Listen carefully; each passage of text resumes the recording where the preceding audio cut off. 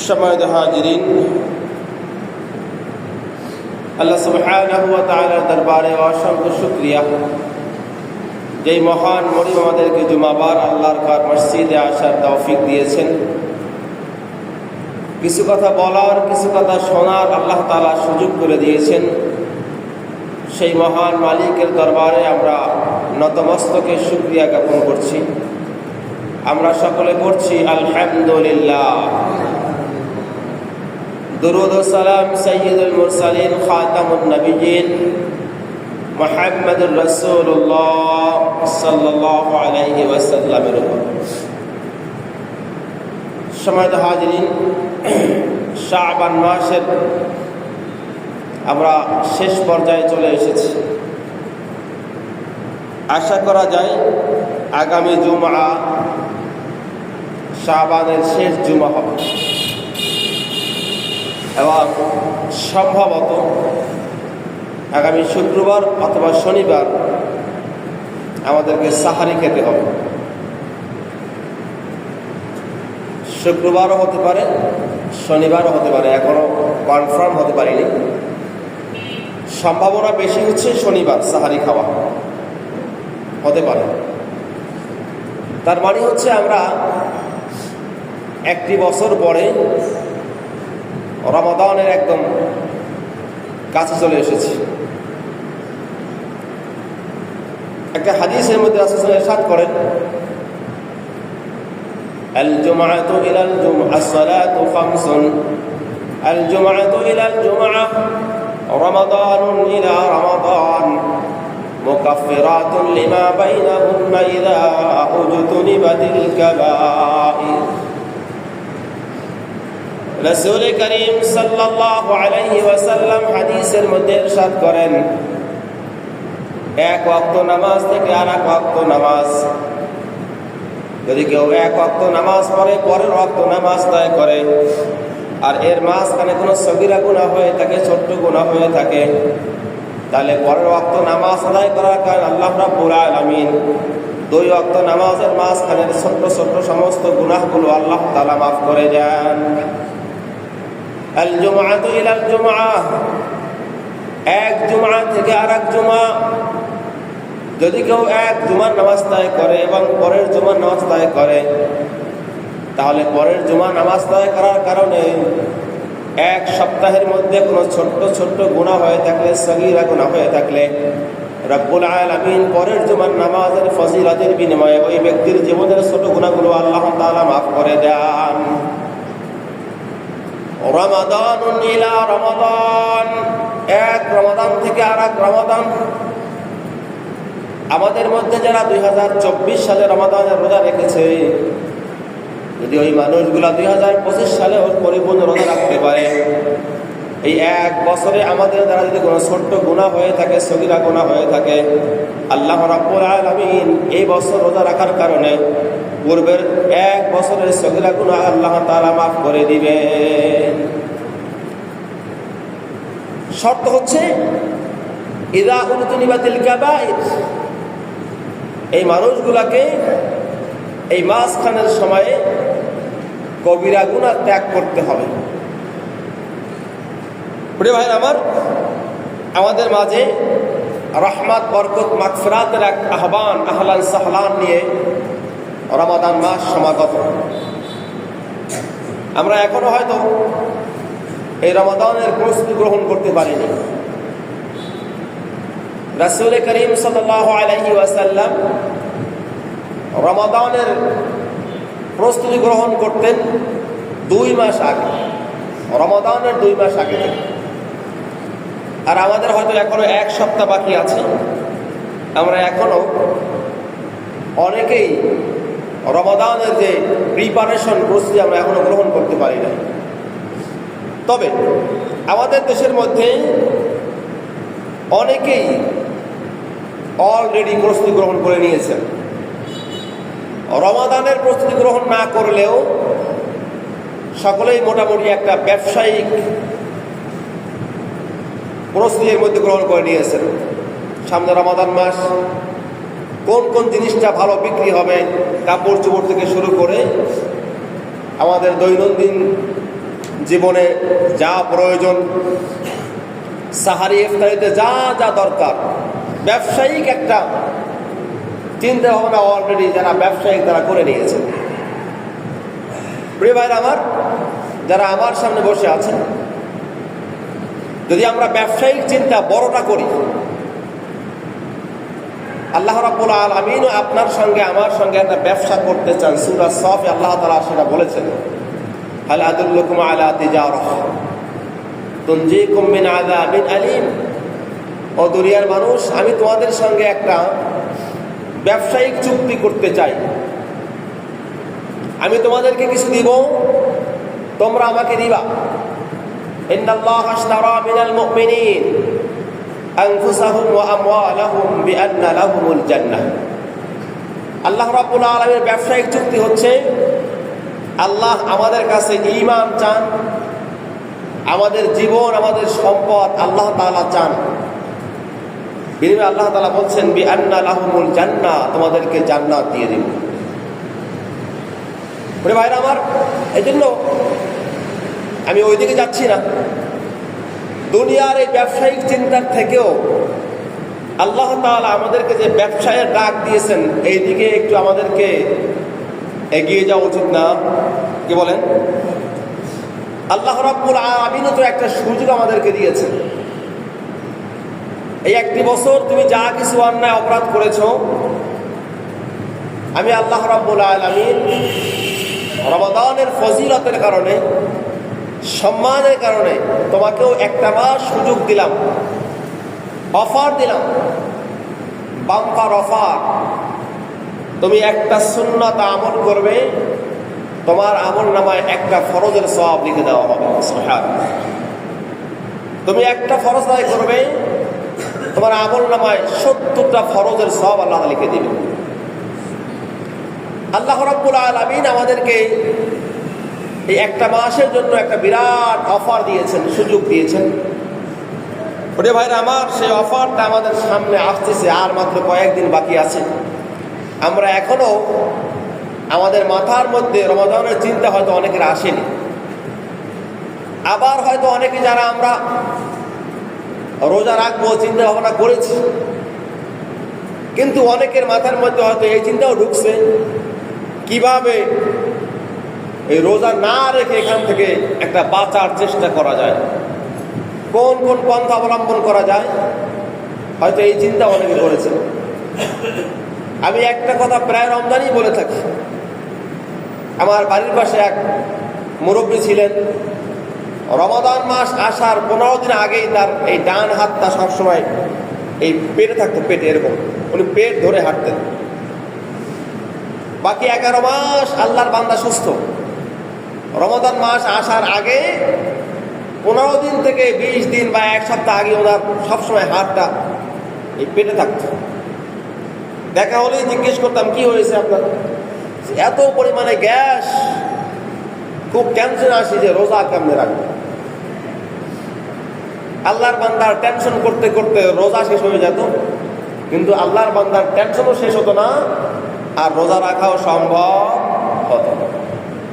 এরকম চিন্তা আমাদের কারোর মধ্যে আছে কিনা ভাই? আছে কিনা? আছে। আল্লাহ রাব্বুল আলামিন যদি আমাকে তৌফিক দেন, আমি আমার সর্বোচ্চ স্যাক্রিফাইস করে, ত্যাগ স্বীকার করেও আমরা রমাদান মাসের একটা মাস রোজা রাখতে সকলে রাজি আছি তো ভাই? অসুস্থতা আল্লাহ তাআলার পক্ষ থেকে নিয়ামত, নাকি বলেন? অসুস্থ কি আল্লাহর পক্ষ থেকে একটা নিয়ামত।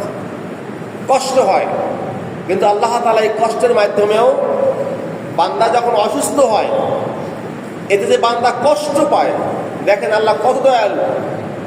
যদি বান্দা অসুস্থ হয়, অসুস্থ হলে বান্দা যে কষ্ট পায়, আল্লাহ তাআলা এই কষ্টের বিনিময়ে বান্দার যে কয়দিন বান্দার রোগ থাকে, সেই কয়দিন বান্দার আমল নামার সগীরা গুনাহ আল্লাহ তাআলা মাফ করে দেন।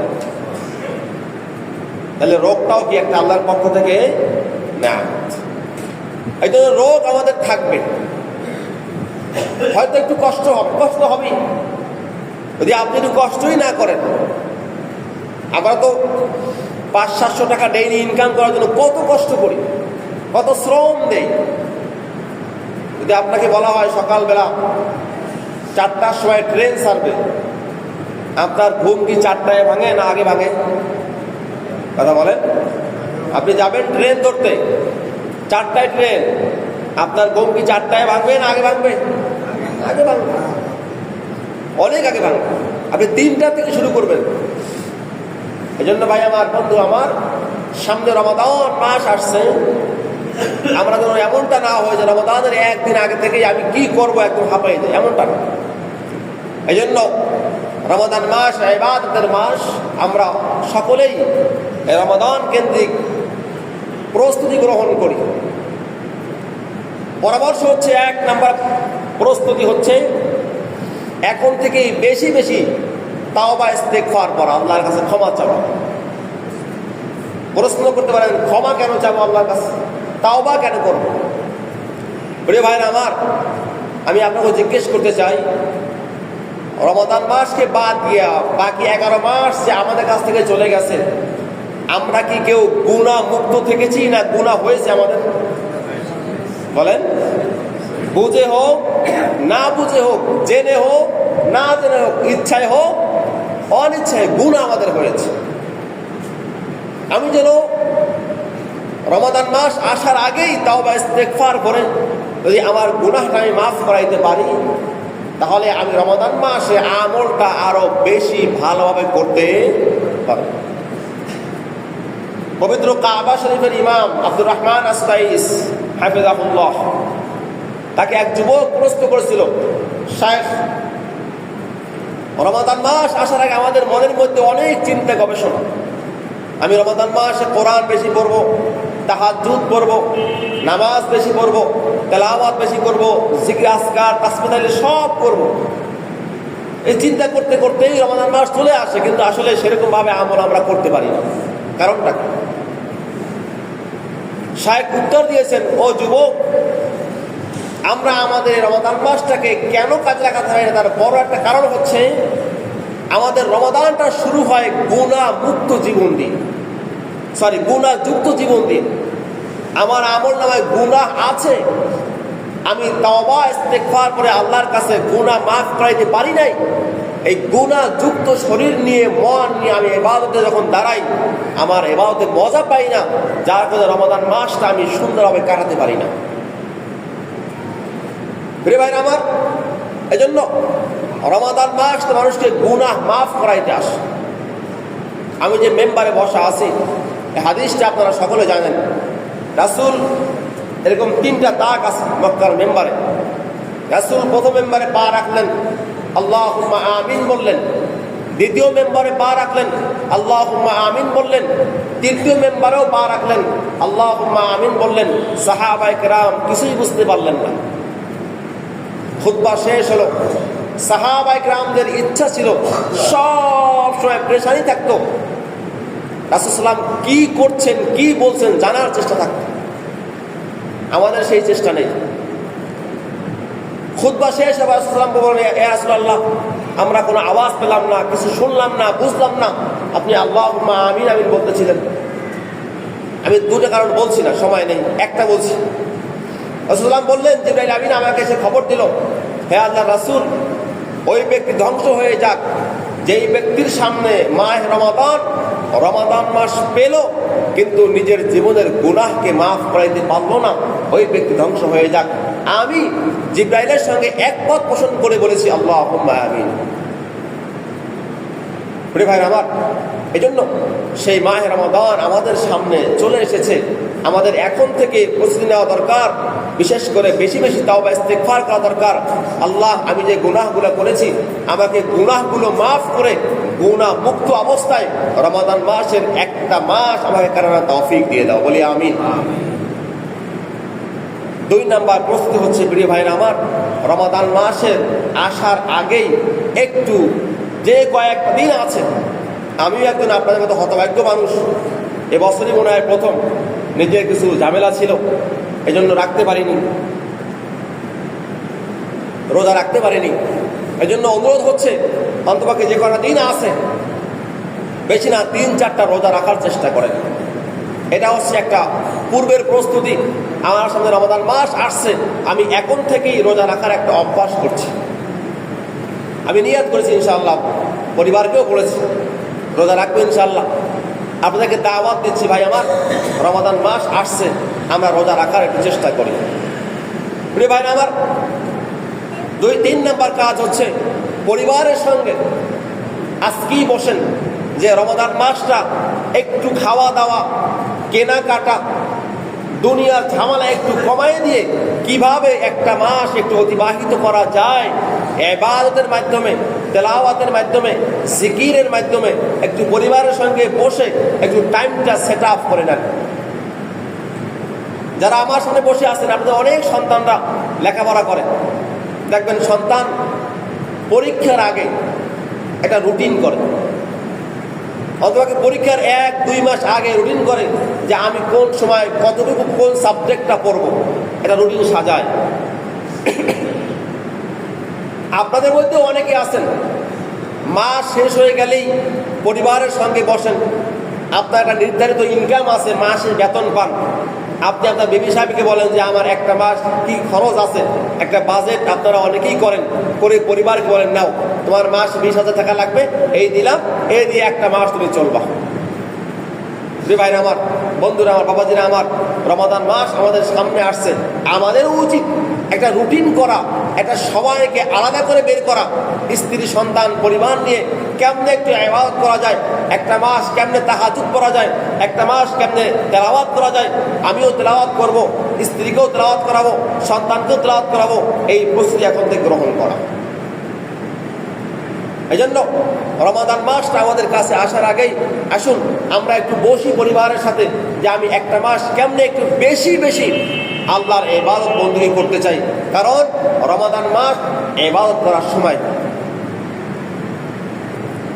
আমাদের নফসানিয়াত আছে, একটা নফসের মধ্যে শয়তান আছে, ওটা ছাড়া আর যে ইবলিস শয়তানকে আল্লাহ রাব্বুল আলামিন বেঁধে ফেলেন। সব ওলামায়ে কেরাম একমত, আসলসিরাতুশ শায়াতিন, শয়তানকে শৃঙ্খলাবদ্ধ করা হয়, তালাবদ্ধ করা হয়, আটকে রাখা হয়। এই জন্য এই একটা মাস শয়তান সরাসরি বান্দাকে আক্রমণ করতে পারে না, ওয়াসওয়াসা দিতে পারে না। মানুষের নফসে আম্মারা যে একটা অন্তর আছে, খারাপ আত্মা আছে, এর কুপ্রবৃত্তি, এটা মানুষকে দিয়ে কিছু খারাপ কাজ করায়, কিন্তু শয়তান সরাসরি এখানে হস্তক্ষেপ করতে পারে না। ইবাদত করার একটা ভিন্ন সুযোগ আছে, এই সুযোগটা কাজে লাগাই আমরা। আমাদের হায়াত মউত আমরা আবার আগামীতে রমাদান মাস পাবো কিনা এই গ্যারান্টি আমাদের কারোর মধ্যে দেওয়ার সুযোগ নেই। এই জন্য রমাদান মাস আমাদের সামনে আসার আগেই আমরা একটু সেই আমল করার চেষ্টা করি, একটা প্রিপারেশন নেই কেমনি আমরা রমাদান মাসটা কাটাবো। প্রিয় হাজিরিন, আরও অনেক কথা আছে, আমি আর সেই কথাগুলো বলছি না, সময় খুব কম, যে আল্লাহ তাআলা সুযোগ দেন পরে এক সময় ইনশাআল্লাহ বলবো। মূল কথা হচ্ছে সামনে রমাদান মাস চলে এসেছে, আমরা একটু বেশি বেশি তাওবা ইস্তেগফার করে, জিকির আজকার করে, তেলাওয়াত করে এখন থেকেই প্রস্তুতি গ্রহণ করা শুরু করি। সম্মানিত হাজিরিন, হয়তোবা আগামী শুক্রবার, এরপরেই আমি আগেও বলেছি শনিবার অথবা রবিবার সাহারি খাওয়ার সম্ভাবনা আছে। 1 তারিখ অথবা 1 তারিখ খাওয়ার সম্ভাবনা খুব বেশি, অথবা 2 তারিখও হতে পারে। এখনও এবছরের ক্যালেন্ডার হাতে পাইনি, বলতে পারছি না। সম্ভাব্য ডেট হচ্ছে আগামী শনিবার অথবা রবিবার সাহারি খেতে হতে পারে। এই জন্য রমাদান মাসের কিছু মাসাইল আছে, আমি 2-1টা মাসাইল আজকে বলে বাকিগুলো ইনশাআল্লাহ জুমা একটা পাবো, ইনশাআল্লাহ আগামী জুমায় বলবো। 1 নম্বর মাসালা হচ্ছে, আমরা যেই কথাটা প্রায় শুনে থাকি বা আমাদের মাথার মধ্যে আসে, এখনো অনেক মা বোনরাও বলেন যে সাহারি আমরা কোন সময় থেকে মানে কোন সময় পর্যন্ত খাবো। এখন তো আসলে কি বলে, নেটের যুগ, মোবাইলের যুগ, এখন খুব সহজ। এরপরও অনেকে অন্য সময় হলে মাসালা বলেন যে আজান হওয়া পর্যন্ত সাহারি অনেকে খেয়ে বসেন, যে আজান হচ্ছে আমি সাহারি খাচ্ছি। প্রিয় ভাই আমার, আমাদের দেশে মূলত এখন তো মাইকে ঘোষণা হয় সাহারির সময় শেষ, হয়তো এরপরও 2জন ঘুম থেকে করে দ্রুত একটু পানি খান, খেজুর খান, যা কিছু আপনারা খাওয়া দাওয়া করেন।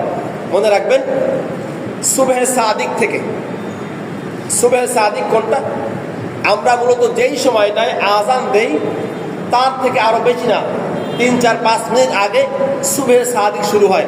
যখন পূর্বাকাশে হালকা উজ্জ্বল হয় সেই সময়টাকে মূলত আরবিতে সুবহে সাদিক বলে। সুবহে সাদিক থেকে শুরু করে সূর্যোদয় না, সুবহে সাদিক থেকে শুরু করে সূর্য অস্ত যাওয়া পর্যন্ত এই মাঝখানের সময়টা। তার মানে হচ্ছে আযান দেওয়ারও কমপক্ষে 3-4 মিনিট আগে আমাকে খাওয়া দাওয়া বন্ধ করতে হবে। আযান চলছে, যদি এই অবস্থায় আমার খাবার চলে, মনে রাখবেন আপনার রোজা হবে না, ওই রোজাটা আবার পরে রাখতে হবে। তবে হ্যাঁ, এক্ষেত্রে একটা কথা বলি, যেহেতু আপনি বুঝতে পেরেছেন যে আপনি অসতর্কতা, আপনি খেয়ে ফেলেছেন, আপনি ভাবছেন যে রোজা হয়ে গেছে, কিন্তু মাঝখানে শুনছেন যে না আমার রোজা হয়নি, রোজাটা ভাঙবেন না, এরকম চলতে থাকবে। অন্ততপক্ষে হয়তো আল্লাহ তাআলা আপনাকে এর মাধ্যমে কাবীরা গুনাহ থেকে আল্লাহ তাআলা আপনাকে মাফ করতে পারেন, কিন্তু এই রোজাটা পরে আবার কাজা করতে হবে। তাহলে এক নাম্বার হচ্ছে সুবহে সাদিক থেকে আমাদের রোজা শুরু হলো। এখন রোজা শুরুতে একটা নিয়াত করতে হয়। নিয়াত আপনার নিয়াত সকলে পারেন তো? আরবিতে নিয়াত আছে, ছোটবেলায় শিখেছি, আল্লাহুম্মা সুমতু লাকা ওয়া তাওয়াক্কালতু আলা রিজকিকা ওয়া আফতারতু বিরাহমাতিকা ইয়া আরহামার রাহিমিন। আবার এখনো বিভিন্ন হাদিসে পাচ্ছি, আল্লাহুম্মা লাকা সুমতু ওয়া আলা রিজকিকা আফতারতু, এই দোয়াটা। আমি জিজ্ঞেস করি, নিয়াত শব্দের আরবি অর্থ হচ্ছে আল কসদ ওয়াল ইরাদা, ইচ্ছা বা সংকল্প করা। আপনি যে রাত্রিবেলা সাহারি খেতে উঠেছেন, আপনার মনের মধ্যে কি ইচ্ছা আছে? কথা বলেন, কথা বোঝেন না আমার আপনারা? আপনি ঘুম ভেঙে যে সাহারি খাওয়ার জন্য উঠেছেন, কি উদ্দেশ্যে উঠেছেন? তাহলে নিয়াত আপনার হয়ে গেছে কিনা? হ্যাঁ, বাস নিয়াত হয়ে গেছে। এখানে আরবিতে এক্সট্রা নিয়াত করার কোনো প্রয়োজন। হ্যাঁ, যদি এরপরও আপনার মনের মধ্যে কোনো একটু থাকে যে আমি নিয়াত করবো, তাহলে আপনি এটুকু বাংলায় বলেন, আল্লাহ আমি আগামীকালকে রোজা রাখার নিয়াত করলাম, ব্যাস শেষ। এই জন্য অনেক কষ্ট করে আল্লাহুম্মা সুমতু লাকা ওয়া তাওয়াক্কালতু আলা রিজকিকা, এই দোয়া নিয়ত করা দরকার নেই। আমি আমার এক আত্মীয়র মুখে নামাজের সময় শুনেছি, আমি যখন ছোট ছিলাম, নামাজে নিয়ত করতেন, নাওয়াইতু নুসাল্লি লিল্লাহি তাআলা আরবা রাকাতি, ফজরেও 4 রাকাতি, যোহরেও 4 রাকাতি, মাগরিবেও 4 রাকাতি। এখন আরবা অর্থ কি এইটাই জানেন না, নিয়ত করতে হচ্ছে। আর মানে 4, আরবা মানে কত? 4। ফজরের নামাজ কয় রাকাত বলেন? উনি কি বলছেন? 4 রাকাত। মাগরিবের নামাজ কয় রাকাত? 3 রাকাত। উনি কি বলছে? 4 রাকাত। কথা বুঝছেন আমার? এজন্য আরবি বলা ভালো, তবে অশুদ্ধ বলাটা উচিত নয়। সব জায়গায় তো 4 রাকাতই হবে না। এই জন্য যতটুকু পারবো না, আল্লাহ তাআলা ইসলামকে কঠিন করেন নাই, সহজ করেছেন। এই জন্য আরবিতে নাওয়াইতুয়ান এটা বলার কোনো দরকার নেই, বরং আপনি বাংলায় যদি বলতে মনে চায় আমি রোজা রাখার নিয়াত করলাম, বাস এতটুকু শেষ। 3 নাম্বার হচ্ছে আমরা অনেকে সাহারি খেতে চাই না, আমার গায়ে শক্তি আছে, বা অনেক সময় আমরা তারাবির নামাজ তাই করে আমি কিছু খেয়ে ঘুমিয়ে যাই, ব্যাস আর সাহারি খেতে উঠি না। এদের রোজা হবে কিনা দেখেন। সাহারি খাওয়া একটা সুন্নাত আমল। আমি একটু আগে বলেছি, রমাদান মাসে যদি কেউ একটা সুন্নাত আদায় করে, আল্লাহ তাআলা তার আমল নামায় কি দিবেন? একটা ফরজের সওয়াব দিবেন। একটু বলছি না আমি, সবাই ছিলেন না হয়তো। যদি রমাদান মাসে কেউ একটা সুন্নাহ আমল করে, আল্লাহ তার আমল নামায় কি করবেন? একটা ফরজের সওয়াব দিয়ে দিবেন। এই জন্য রাসূল সাহারি খাওয়ার জন্য বলেছেন, কেননা রাসূল সাল্লাল্লাহু আলাইহি ওয়াসাল্লাম বলেছেন ফাইন্না ফিস সাহরি বারাকা, সাহরির খাবারের মধ্যে কি রয়েছে? বরকত রয়েছে। আমরা ইচ্ছা করে কেউ সাহারি খাওয়া ছেড়ে দিব না। হ্যাঁ, আপনি কিছু না খেয়েও রোজা রাখলে আপনার রোজাটা হয়ে যাবে, রোজাটা আদায় হবে, কিন্তু আপনি একটা রমাদান মাসের মহৎ সুন্নাত থেকে নিজেকে বঞ্চিত করলেন। এটা করার কোনো সুযোগ নেই, দরকার নেই কোনো। আপনি ভোর রাত্রে উঠে একটা খেজুর খান, দুটো খেজুর খান, একটু পানি পান করেন, হয়ে গেল। কিন্তু একদমই খাবেন না, আমি অনেক শক্তি আছে, নিজেকে একটু অনেক কিছু মনে করা, এটা আসলে ঠিক না। যতটুকু খাবেন তার মধ্যে বারাকা আছে। এই জন্য আমরা সাহারি খাওয়ার চেষ্টা করবো সকলেই। আমাকে সময় আর সুযোগ দিচ্ছে না, আমি এখনই শেষ করব। এটা বলে শেষ করছি, ওরে ভাইরা আমার, আমরা তো সব কিছু ইমাম সাহেব, খতিব সাহেব, বক্তা যারা কথা বলে তাদের মুখ থেকে শোনার একটা আমাদের আগ্রহ, স্পৃহা থাকে। আমরা শুনে মানার চেষ্টা করি, একটু নিজেরা পড়ারও চেষ্টা করি। রমাদান মাস তো আসলো, আমি তো প্রায় বলে থাকি, আমার এক ভাইয়ের কাছ থেকে বলে এই কিতাবগুলো আমি কিনিয়েছিলাম, হাদিসের কিতাবগুলো এখানে আছে, মিশকাত শরীফ এখানে আছে। কিন্তু আমি আর ইল্লা মাশা আল্লাহ দুই একজন ছাড়া এটা ধরার সময় কারো হয় না।